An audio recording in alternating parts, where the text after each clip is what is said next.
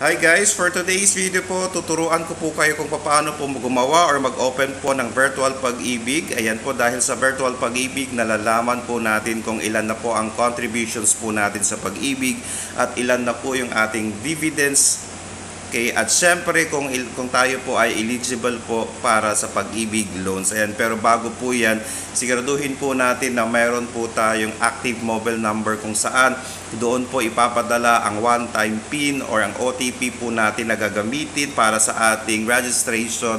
Plus meron po tayong active email address kung saan ipapadala po ang ating temporary password. Ayan, pagkatapos noon, siguraduhin po natin na meron po tayong Loyalty Card Plus na makukuha lang po natin yan sa Pag-ibig branches. Ayan. Ngayon, kung meron na po tayo ng mga kailangan, no, pwede na po tayong mag-start ng ating pag-create ng ating virtual pag-ibig. Hanapin po sa Google ang virtual pag-ibig and then click create po. Ngayon, hahanapin po ni virtual pag-ibig ang ating pag-ibig number, ang ating partner bank. Okay, kung ito po ay Union Bank, Asia United or Robinson, i-click lang po natin. At syempre, ang pinaka last part is yung last digit po ng ating cash card.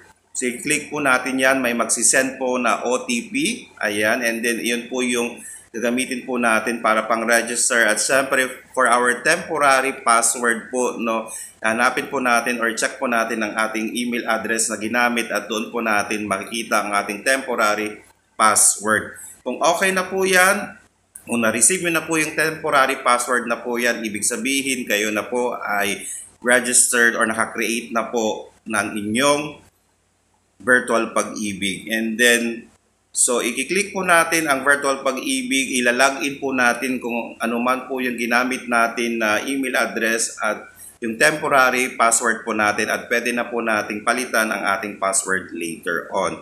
Ayan, so makikita po natin sa ating virtual pag-ibig ang mga contributions na nahulog po natin. Siyempre, yung mga dividends po, yung mga interest na mga hinulog po natin at kung tayo po ay eligible na sa loan. Kaya guys, kinakailangan po tayong magkaroon ng ganitong virtual pag-ibig para po from time to time nakikita po natin kung tayo po talaga ay nahuhulugan o kung tayo po talaga ay eligible na sa ating mga loans. Ayan guys, sana po nakatulong po ako sa inyo and maraming salamat po. Stay safe. Bye-bye.